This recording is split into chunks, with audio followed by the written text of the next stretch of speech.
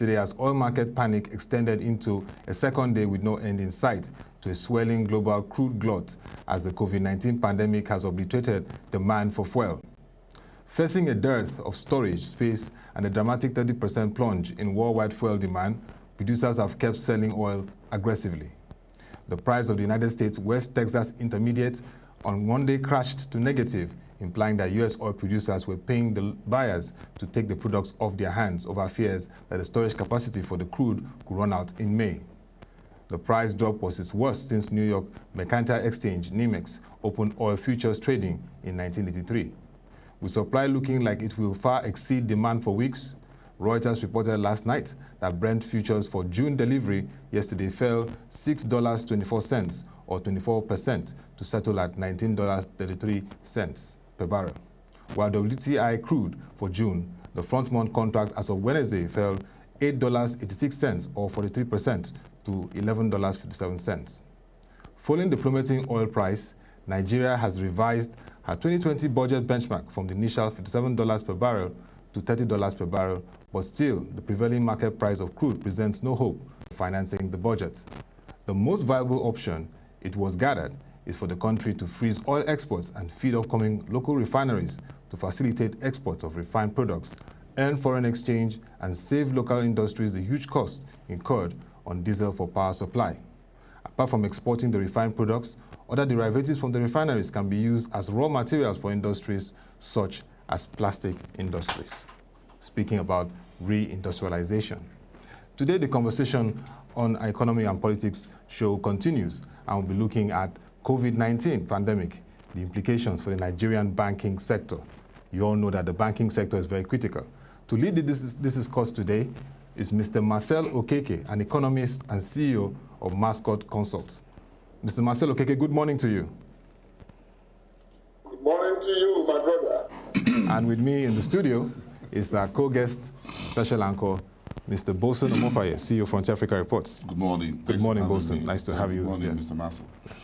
So, Mr. Marcel, it's lockdown phase 2, day 10. How's the experience been so far?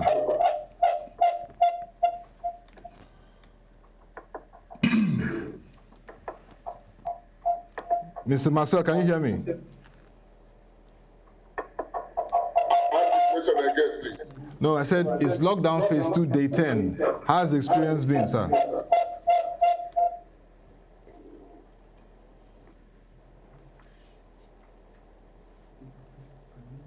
Can you hear me now?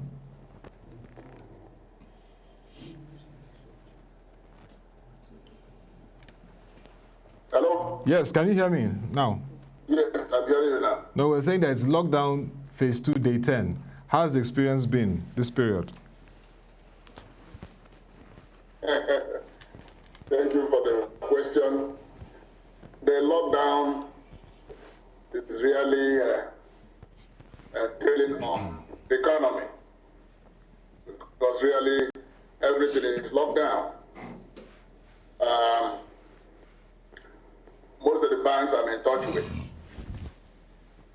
are just offering skeletal services.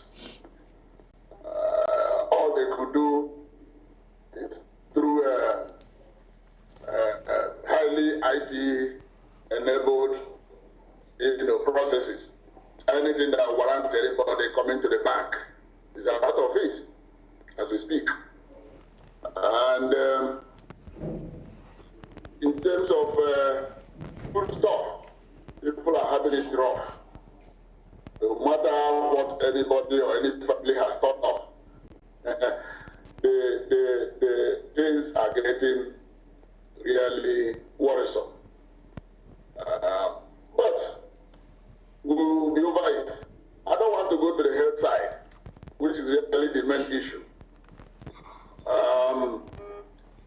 Because the virus, the challenge the Nigerian economy has, or Nigeria has, is the speed of testing people, determine who really is positive, speed. And so the figures we've been getting appear not to reflect the reality. Be that as it may, let us see what happens by the time we are through with this second phase of the lockdown, especially Lagos, FCT, and Ogun State, at least officially, as announced by the president. I think on the 28th of this month, we'll be through with that phase, and then we'll move on from there. Thank you. Okay, thank you, sir. Now let's go into the conversation. We know that the banks are very critical to the economy, and their health is very important to the stability also of the economy. One aspect of the banking sector is the non-performing loan space. We remember that during the 2015-2016 recession, non-performing loans were around the range of 15 to 15.5%, and currently the average as December 2019 was 6.0% for non-performing loans. Looking at this COVID-19 pandemic risk, I would like to also factor in the fact that the central bank granting of regulatory forbearance to banks to restructure their facilities could also help ease the pressure on banks this period. So I'd like you to speak to the state of the NPL, 6.0%, and the regulatory granting of forbearance to the banks to be able to restructure their facilities to help ease the pressure.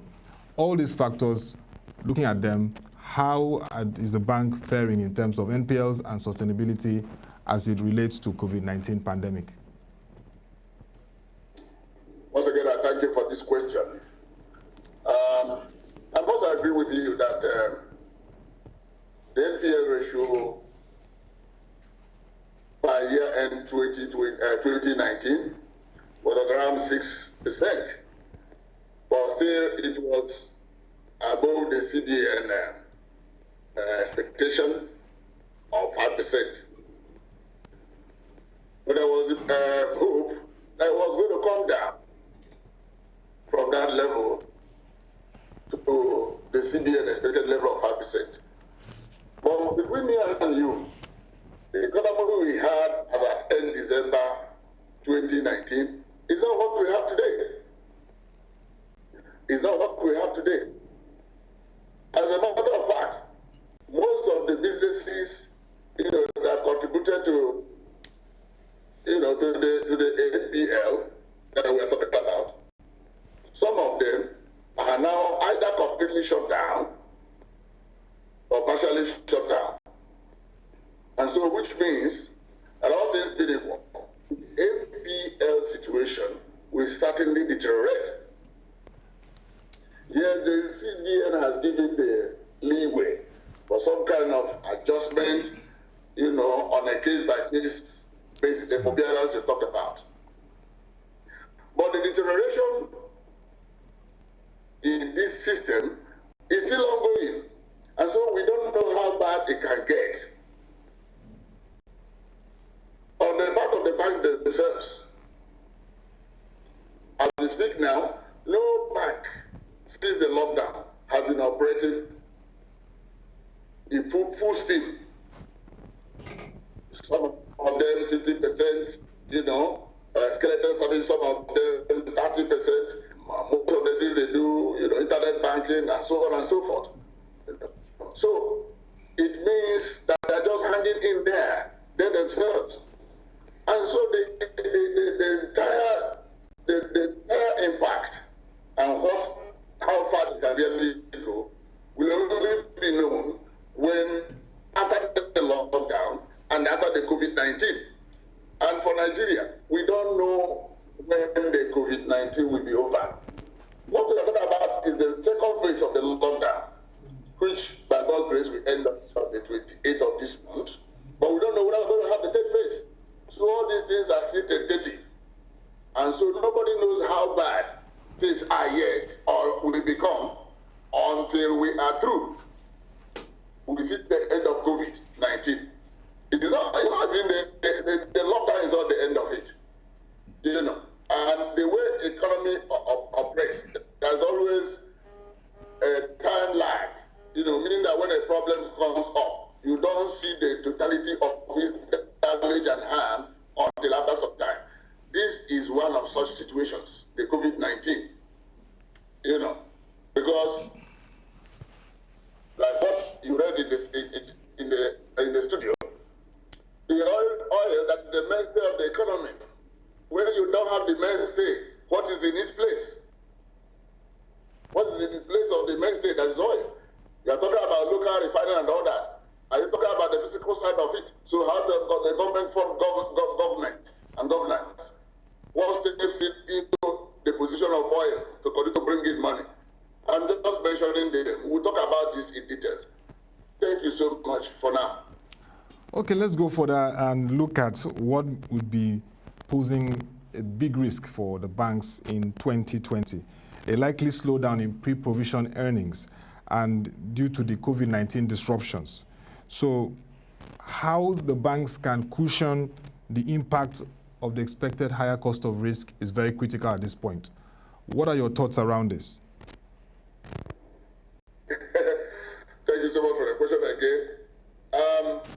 As we speak, and I ended the previous question on that note, the extent of the risk that the banks are being exposed to as we speak is inestimable. You can't estimate it.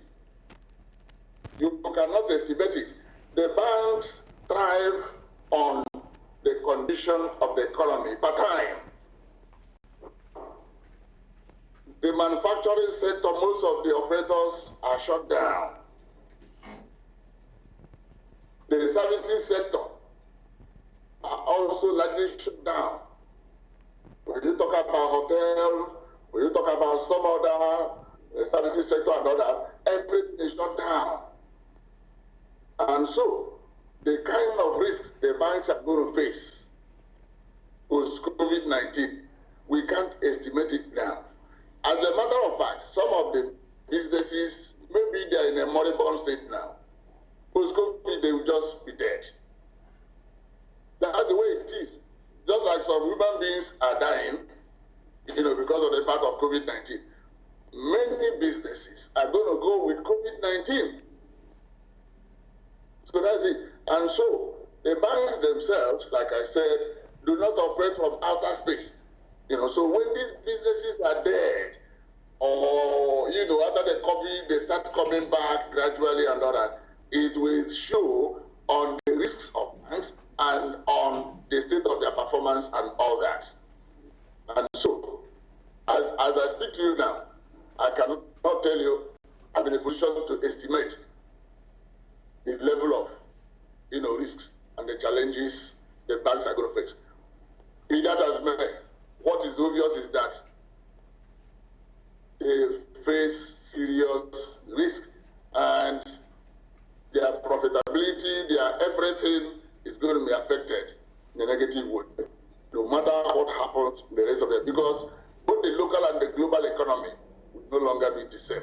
And what will come up after COVID will be entirely new to everybody. Let me stop here for now. So, Mr. Bosun, you've heard what Mr. Marcel Okeke has said in the first two levels, the macroeconomy impacting banks, risk, and even earnings.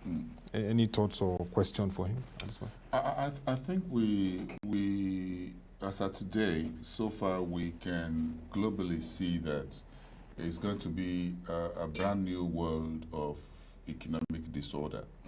The virus has come to dislocate the entire mechanisms of global trade, finance, investments, consumption, supply chain, logistics, and all of that. So it's a new awakening for the global space and everyone in between.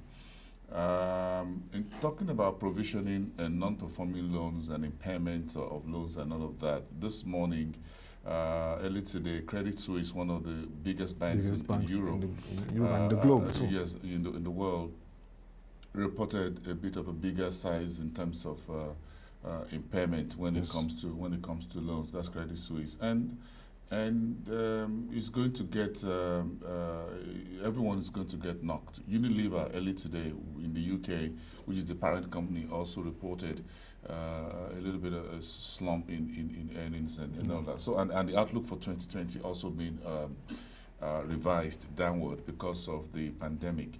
For Nigerian banks, the first quarter numbers that are coming in from GT Bank, from FBN Holdings, Wema Bank, and others, it's not so encouraging, it's not so stellar as it were.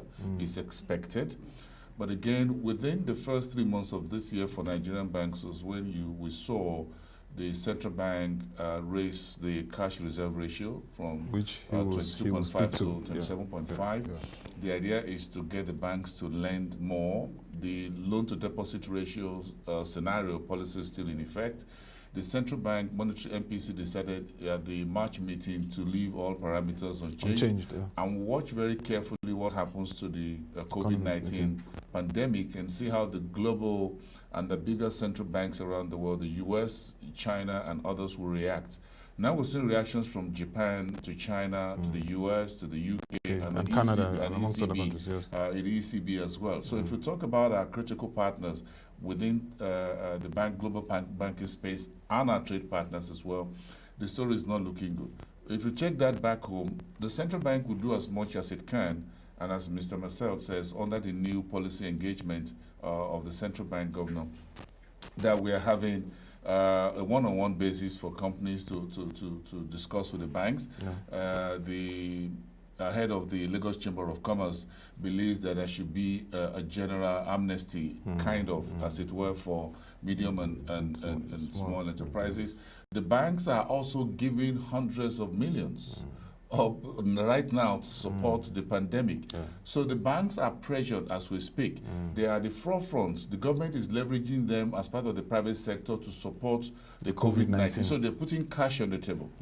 Now, inflows from businesses in terms of deposits and all that is affected. Oil prices, from which they get some measure of bite, is also now, Nigeria is now thinking of stopping crude oil production entirely because there's no storage, is difficult to find. You keep paying for vessels that are holding your cargoes where you cannot sell them, you discount it and there's no market, as it were, and prices are at the rock bottom. So it's all a pressure on the banks, and as I tried to hint yesterday, the banks will take the most hits of this pandemic moving forward. Let no one be in doubt. And I said it yesterday. The bank consolidation, the Lamido Sanusi's banking sector intervention of 2009, 2010 will need to be prepared for the hit that the Nigerian banks will take on this COVID-19 moving forward.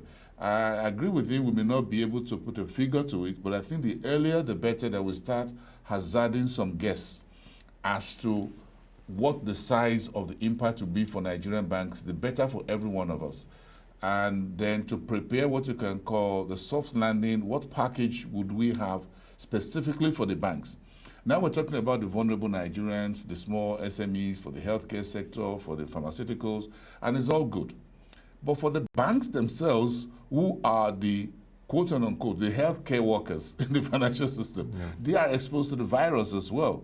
So the banks, everything you're doing right now, you're passing through the banks. Whether you're distributing central bank 50 billion, you need the banks. Whether you're going to intervene in the healthcare sector, you need the banks. Well, if you're putting money in the people's pocket, you need the banks. So the banks are at the heart of the entire financial system, healthcare process right now. And the earlier we face that, the better. We need to start putting some figures. Someone needs to start measuring it. I want to believe that the central bank is already have its team. The financial system stability guys and the rest are putting some numbers together to say what package are we going to have for all the Nigerian banks. And this time around, you cannot exclude one single bank because all of them are in the same boat. What package do we have to sustain and support the banks? I don't want to say rescue yet, but at least to sustain them and be sure that they are not so weak by the time the lockdown is over. They're getting back to continue their financial intermediation in the way that will help us implement the economic sustainability program that we're putting forward by the federal government and by the central bank, that they'll be in a position to do it. Because the banks are the midwives. The midwives are weak. Very key. And they are so they are so damaged or dented in a manner that they can't function. Delivery of the economy will be affected. Then delivery of the economy, the maternity world will become could be seriously endangered.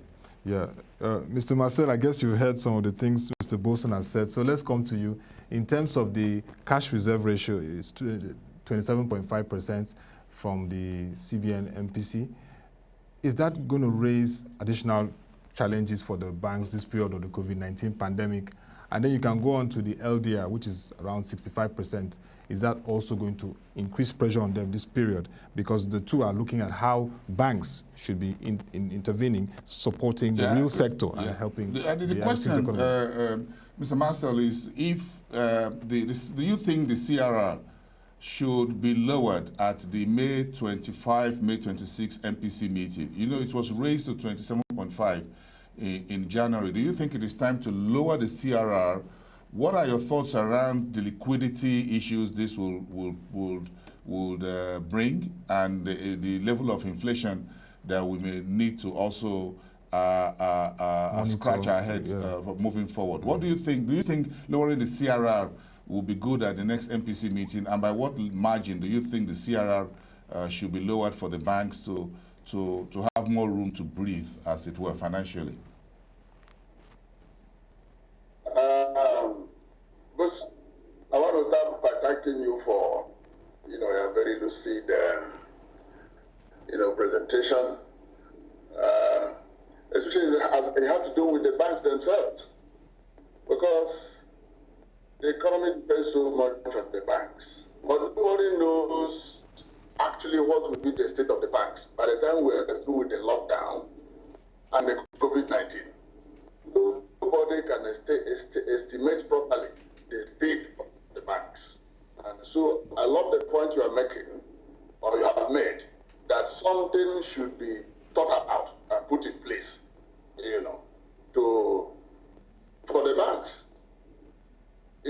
so that by the time we are through with COVID-19, they themselves, the true state of their life will begin to show, and nobody knows what it's going to look like.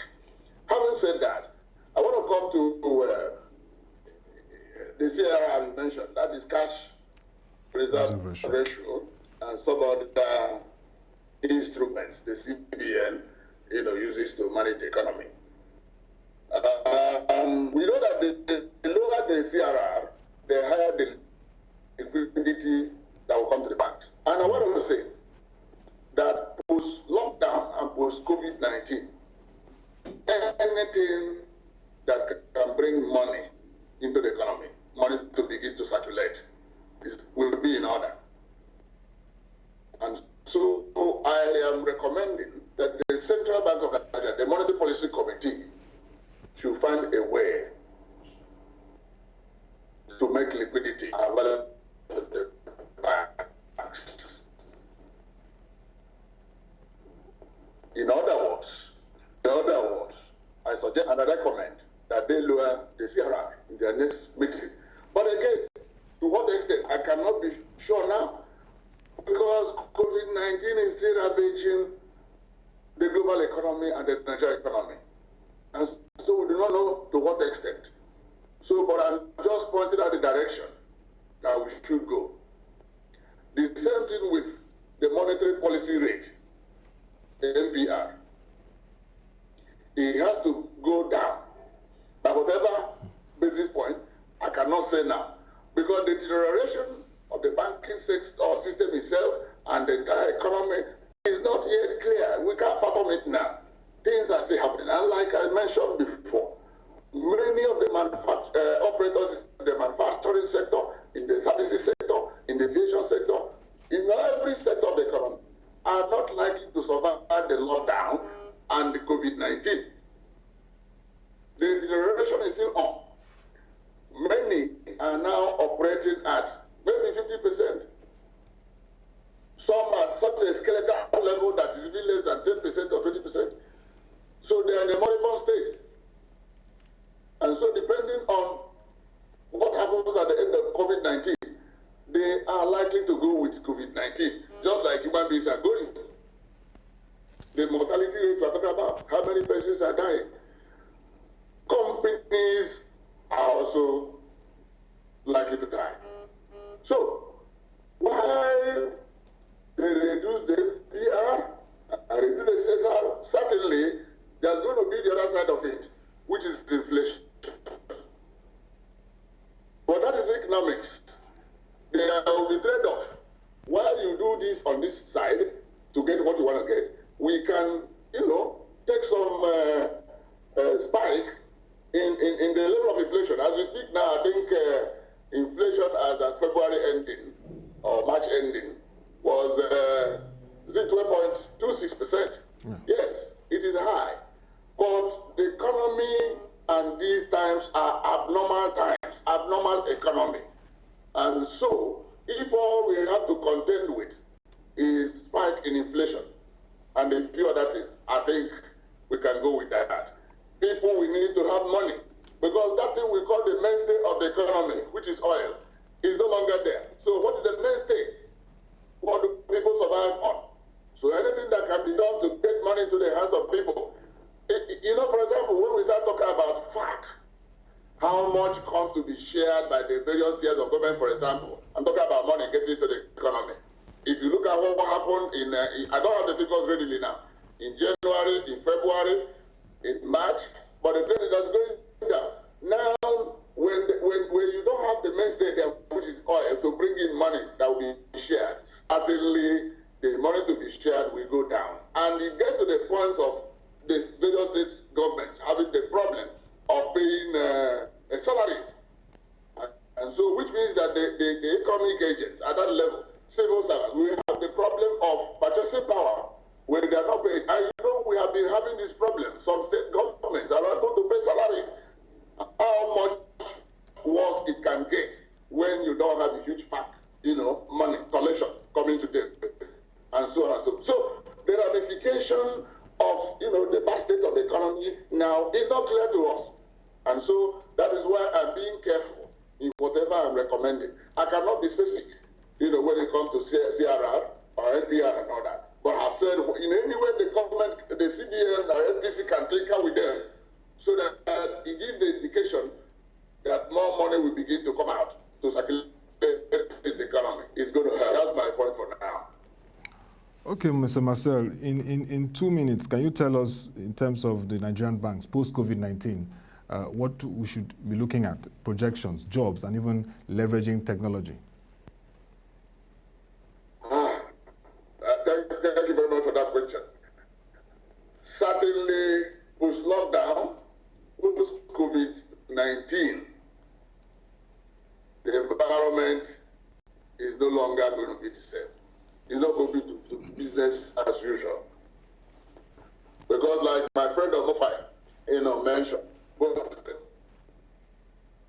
the use that lays the golden egg, meaning the banks themselves. Something must happen to save them themselves from the impact of COVID-19. And so the position now is that however skeletally they are operating, it is very likely that they will take a lesson from how they are surviving now. Meaning that at the end of the day, let me say it up front, it's likely that not all staff will be asked to come back. Because if the banks are surviving now without them coming to work or working from home, at least something is going to change post-COVID-19. Something is going to change.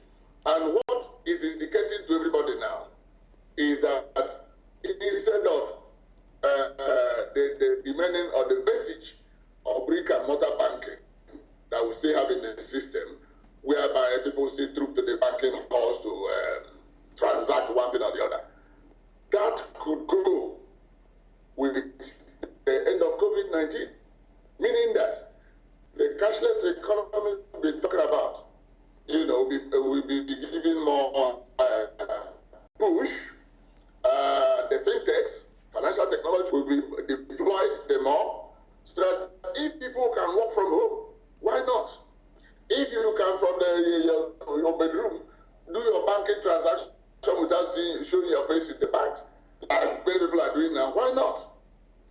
The banks themselves, however they are communicating at the executive level, taking decisions, why not? And so on and so forth. So there will be the positive side of it and the negative side of it. The positive side of it is that the bank will want to continue to operate in such a way that cost of operation, cost of the activities be made to go down. Whatever experience they have gained now, in terms of what they can cut out and keep moving, we will apply. They will sustain it. They will apply more of that. If we can continue to operate without this, without that, I've spoken to many of them. We have to do more of that post-COVID-19. And more so, they themselves, with what they're going to go through after COVID-19, they will want to reduce so that they get their cost of preparation to the lowest. And so, like I said before, this is not obvious. Because after COVID now, we start knowing who lost whose job, what technology, the bank is applying, and so on and so forth. But all this will depend on the state of the banks post-COVID-19, like my friend boss mentioned. Maybe at the monetary authorities level, something should be put in place so that the banks themselves are in a stable position to continue to do their intermediation business. Let me stop there for now. Thank you.